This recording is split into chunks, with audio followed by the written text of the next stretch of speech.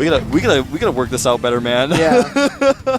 All right, up here at the top left, a player on the team Slayers. His name is none other than Slayers Ryung. All right, there he is. That's funny because that little image of the commentator just does not suit the image of Ryung right now. He looks super serious. This is like the tense match, is the ace match, the last match of the night. All right, his opponent down here at the bottom left.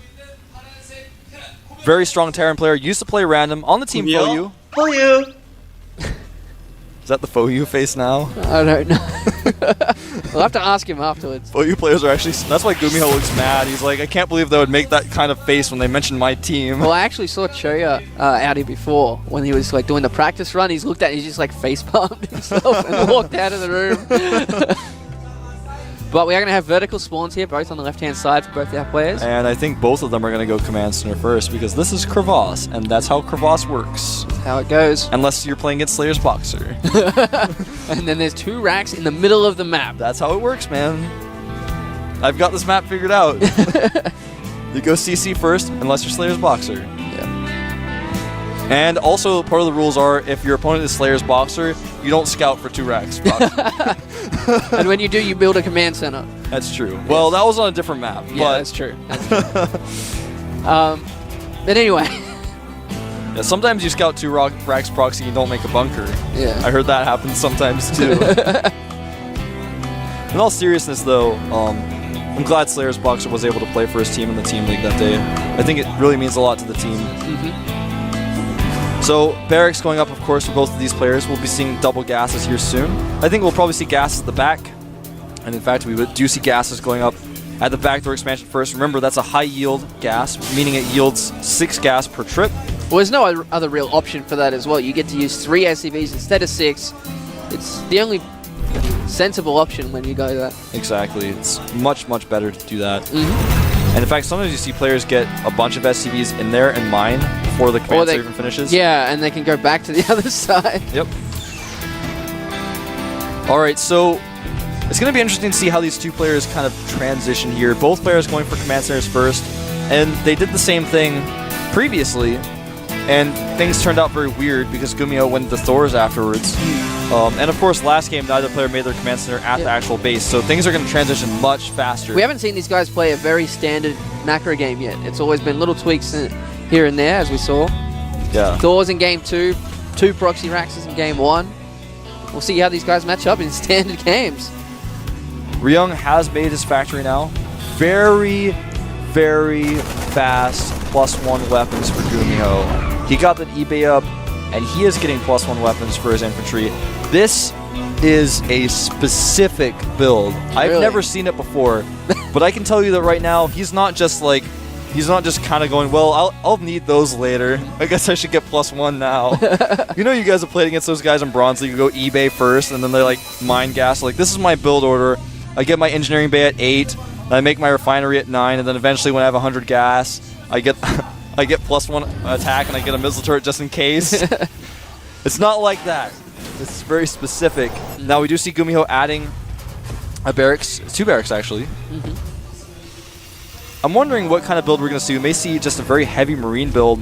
I think it's going to be very bio heavy. Well, yeah, obviously there's going to be a lot of bio. He wants to get that +1 out for that reason, but I wonder exactly how it's going to be. He's getting combat shields, not stem, double reactors going down, so he's just going to make a ton of marines. Oh, money scan there by Ryung. Sees exactly what's going on. Ryung scans. We didn't get a shot of it. He sees the reactors going down, so he knows what's going on. He doesn't know about the +1. He might be thinking, well, that's kind of a weird build. I wonder what he's doing.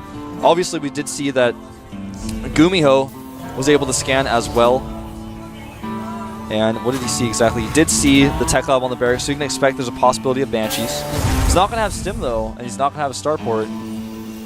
It's going to make it relatively difficult to defend against those Banshees. Yeah, it's going to be interesting. We do have those double reactors finishing up now. We also have another factory for him as well. But I don't. He has a he has a time slot where he can go in and do something with this. He does, and I just actually don't know exactly how this is going to work. He's getting very fast +1 armor as well, and I think this may just be he wanted to have only one eBay so he could get those Marines out, get that extra barracks, but also at the same time to slowly get those upgrades out. When I saw that very fast +1, I thought to myself, he's probably going to hit a very quick timing attack. It's going to be soon. Then I saw the reactors, I was like, this doesn't really make sense. No. Now with the armor coming, though, I'm thinking he just wanted to get these up and play a very bio-oriented style. And when I say very, I mean very. Yep. And then we do see this Banshee coming into the natural here for GuMiho. Turret going up in a nice spot, but is unfortunately in the wrong spot. But this guy right here, a lot of the Banshees do come down on the left-hand side, so unfortunate for GuMiho there. Now this Banshee is going to try to skirt around the side. The reactor and starport are ready, so you may make one Viking and one medevac out of this starport. No, making double medevac. Yeah, a little bit weird. You just kind of need a Viking to deal with Banshees, or you need Stim. You need one of the two. Yeah. Stim is only about 2/3 of the way done. Actually, Stim a little bit ahead for Ryung, who's doing a very similar build, but he is, of course, using Banshees, adding medevacs in as well, though. Yeah. Oh, third command center going down for Ryung straight away. But both of them getting a third command center right now. But almost identical timing. Yeah, it's actually really strange in general.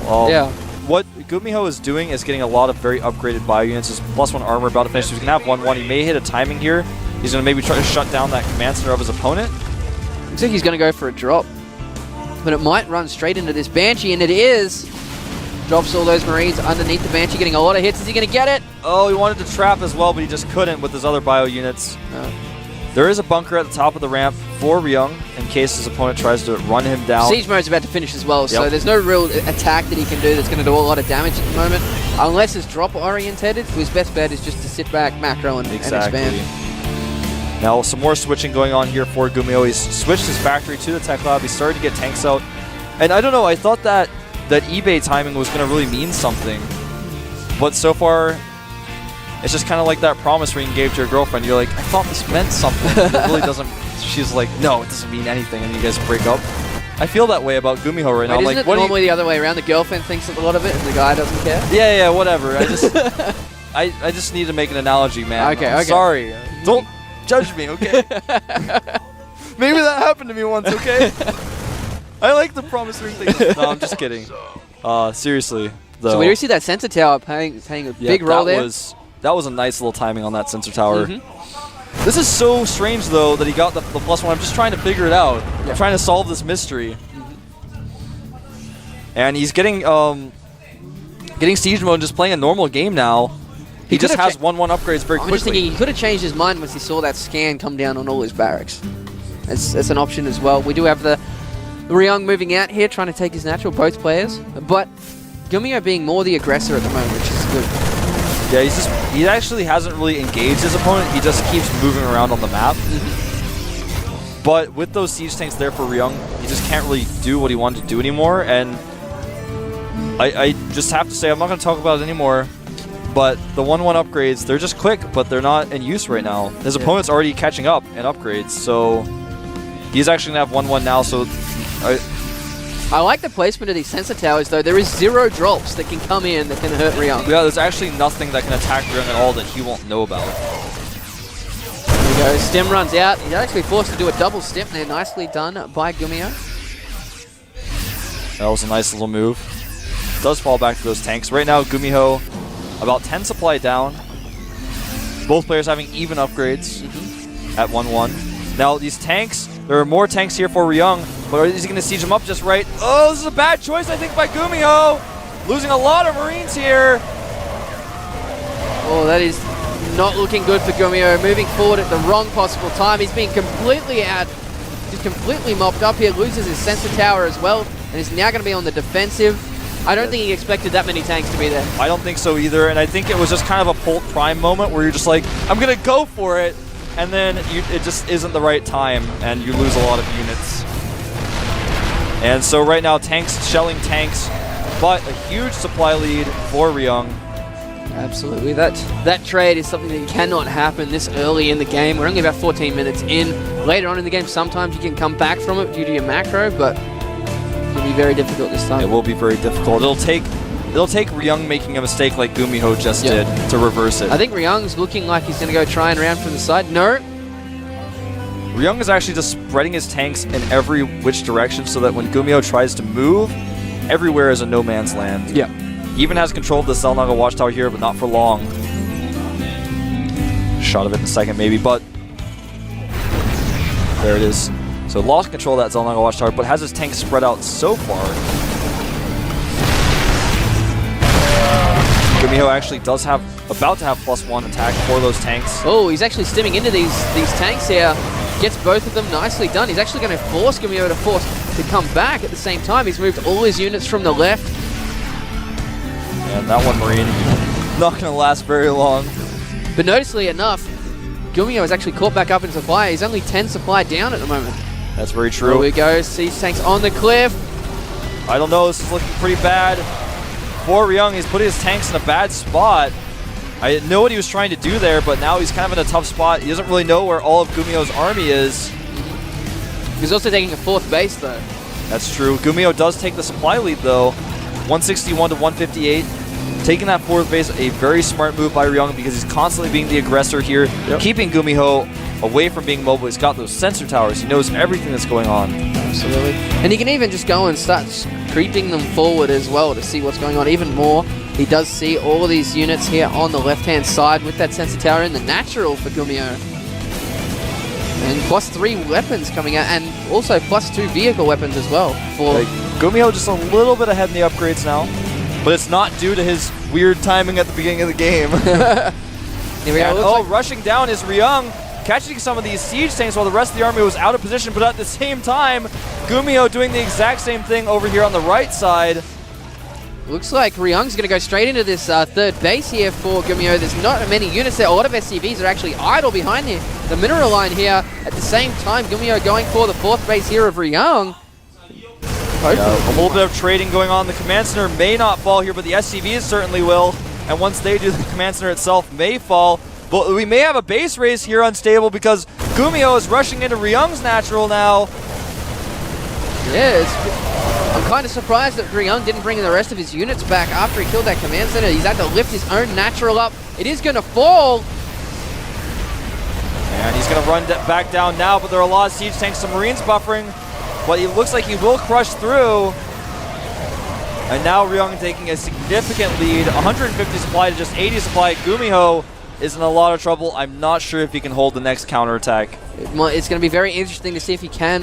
He did take out that command center in the 3rd base here for Ryung. He's still got his own. It hasn't died yet, but he needs to repair it very, very quickly if he wants to keep it alive.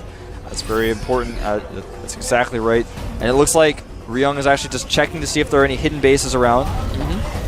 Doing a very smart thing, checking with dropships and Marines.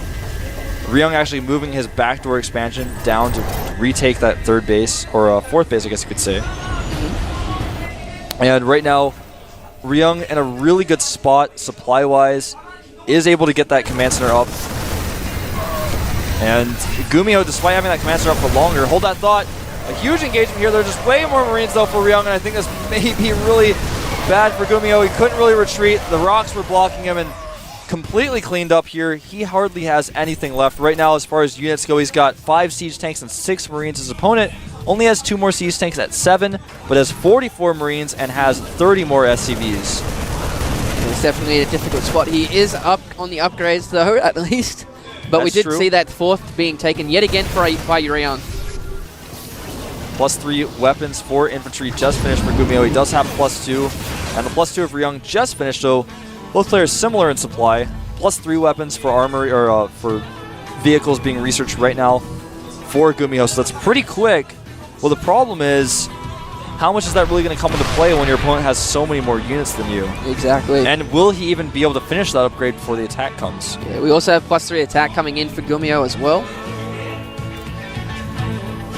This is starting to look really bad for GuMiho. He's going to have to do something risky. He's going to have to make something happen, or Ryung will just eventually overrun him. Over-Ryung him. And so, Ryung actually has his unit split in several different locations. He's not going to get caught off guard by drops. Little Viking engagement here. Yeah. Still a 60 supply deficit here for GuMiho, but Ryung is not trying to actually press his advantage yet. He realizes he has that extra expansion, can play safe. The downside is if he waits too long, it could hurt him. Exactly. Now, tanks moving forward here for Ryung. As you can see, there's a shot of that base there. He may even take another base. A drop, though, will be spotted by this SCV and by the sensor tower as well. Gonna try to stim these Marines forward to do a little bit of damage here. There actually isn't anything to defend. Ryung is desperately running these Marines back to help out. And the GuMiho smartly lifts. Will try to land here into the backdoor expansion, but there's nothing there. Also making a 5th command center there for Ryung now, taking no chances. And basically right now, Ryung has split Marines all over the entire right side of the map. We're getting a shot of some of them now. There's basically no way for any dropship to escape his eye. Just got total control of the map right now. Although he is about to lose air control, that may give GuMiho a chance to run forward with his tanks. The problem, though, is that if he tries to do that, Ryung just has so many more tanks, he can just fight in tank mode and overwhelm him. He's got a better economy, better tanks. He's maxed right now. GuMiho's at just 148 supply. We do have 2 dropships going down on the right-hand side, being hit by these Marines, so nice timing there. And he's like, oh, he's actually going to get one of the dropships? Oh! That was so close. He tried. But again, there are a lot more Marines on that right side of the map, so he may try to chase it down and kill it. And again, GuMiho has air control, but isn't really using it just now. He's trying to move his units around, but he doesn't have an opening just yet. And smartly, Ryung snipes a tank and moves back. Beautiful move. Just making sure his opponent can't catch up on that tank count, because when you're maxed out and you can't keep making units and your opponent can, you just want to make sure that you can kill them so that your max actually means something. You just kill, trade, remax. There we go. Tank's moving a little bit too far forward there for a second, getting a couple of hits off. He is trying to take that 4th base, but looks like he's going to actually move his command center all the way down to the lower right-hand side. We do have more drops trying to go through here. On the right side of the map, there are 3 dropships and a large group of units. He may try to break Ryung here. He might actually catch this command center that's moving over to land. It would be a small victory for GuMiho. There's a lot of Marines up there, though, next to that command center. So Yeah. he might be able to... There we go. There go the Stim Marines. He's going to be able to get these tanks. Command center does land, and actually all of these units for GuMiho will be cleaned up. Meanwhile, GuMiho trying to break through down here at his natural, and there are just so many tanks for Ryung on the high ground, he just can't break through. Did lose a lot of units there, and we're down to about... He's lost so many units. It's an 80 supply deficit now. Yeah, Ryung actually has twice the supply, and SCVs and Marines are coming. He's going to try to run down these tanks again. Nice splitting by GuMiho, but will it be enough? I don't think so. Too many Marines reinforcing. GG! Ryung advances to the round of 16. GuMiho, unfortunately, will drop out of Code A, but he always has that extra chance in a couple of weeks to come into the August Code A qualifiers. He will have to try to requalify. Of course, he will be in the Team League most likely again. He's one of FOU's best players, so I'd be extremely surprised if we didn't see him in the Team League. Absolutely. So, we are done for the night, isn't it? Almost. Almost. We got to go through our match results. We do, We got to actually. talk about that game. We got to talk about the siege tank positioning of Ryung. The excellent sensor tower placement. He had sensor towers all over the map. He had his Marines on the right side of the map. They're all just over there, lined up in a line. I did like that. And every time dropships came, not only did they take damage, but they were completely spotted. I was about to say, there's our Korean commentators. There's a guy in a yellow shirt. And there's Choya as well. There behind, walking past us. So I'm sure he's got to be a little disappointed with the results, but GuMiho played well. He really did. And in that stressful situation where he was down so much supply, he almost caught up. He got those fast upgrades, the weird early upgrades. You know, I just don't even want to talk about those anymore because... I honestly think he changed his mind after that came down. I think you're right. He was like, all right, I can't really hit this timing anymore. Maybe I don't really want to use those 1-1 anymore. And, of course, before he really attacked, his opponent already had 1-1 to match his, so... That's okay. Interesting how that turned out. But it seemed to just snowball after that first little mistake of engaging into Ryung and just went downhill from there. It's very true. So right now the Korean commentators, as far as I know, are actually holding up scores of points that they think the players deserve. Yes, we saw that today. Yeah, because I was watching the Korean stream earlier today, and so that's why I think we have so much downtime. So I was trying to look and see how many points they thought the players deserved. How many points do you think GuMiho deserved in that best of 3 out of 100? I have a very different mindset when people come to that. A lot of people go, oh, he's lost the game, he did that. But I look at it and go, he played very well. He made one tiny mistake, but he still played extremely well. It's just hard to come back from that deficit. So if I were GuMiho, I'd look back going, he did play well, but there's just that one tiny thing to fix for the next game, and he'll be able to take it down. So I agree. I still think he played very well. But how many points? I'm not going to say. How about you tell me first? I think he deserves an 85 out of 100 for his efforts today. Yeah, I'd agree a bit about that. Yeah. Ryung, about an 89. Not even quite a 90. He made a lot of mistakes, but he did well. Yeah. He did. Maybe we should make this a new thing at the GSL where we actually have to give the players point ratings. You guys actually don't know this, but Artosis actually talks to press people about how he thinks the players played every time he casts. They come and ask him after the game what he thinks. So a little tip about Artosis, for those of you guys who didn't know. We'll find out. Yeah. Find out soon. All right, we're going to look at today's results. Obviously, I Am Ready lost to MVP Dream. Lovesick took out Creator Prime. Leenock was able to take out Hope Torture. Hope Torture, one of the better players back in the earlier seasons. Kind of sad to see him fall out of Code A. Yoda took out Min in a very interesting and close series. Check Prime was able to edge out Shoyu Foyu, and that was a little bit surprising. I thought Shoyu would take that one, but he showed that he's been practicing a lot, has improved a lot. Noblesse edged out Hero in a very interesting series as well. That was Definitely a great recommend series. those VODs. Yeah, tell your friends to watch those VODs. Tassadar versus Lin was a little one-sided, I think. Yeah. And of course, Ryung edging out GuMiho in a very close and interesting series. And we do have our upcoming games. Yep, OGS The Win versus MVP Tails, Von Vons versus Soccer, Hoso San versus Sheth, MMA versus Puzzle. All of that will be tomorrow, and then later in the night, we'll have Hyperdub versus Happy, Yu-Gi-Oh! Versus Curious, Jinro versus Shiny Star, and Slayer's Boxer versus ASDF. And a little interesting note, that I will not be here tomorrow with you. Yep. For the morning anyway. But someone else very special will be. Someone else very special. Someone who likes bandanas. You may have heard of him. You may have heard of him. I actually will be casting with him tomorrow, so look forward to that. I will actually be casting all day tomorrow. You will. You'll be doing My both voice the will morning. be so tired. That's but all right. I'll try and talk a little bit more for you at the night, just to make you feel a little bit better. I would appreciate that. Unstable's such a nice guy. For those of you guys who don't know, he's great. His real name's Dan. I call him Dan all the time on cast. Actually, Artosis' name is also Dan. Yes, we're at Kodo qualifiers, and I had a camera in my hand, and he looks at me and goes, "Your name's Dan too? You have a camera? You're a caster? Huh?" All right, guys. We'll see you tomorrow. Thanks for watching.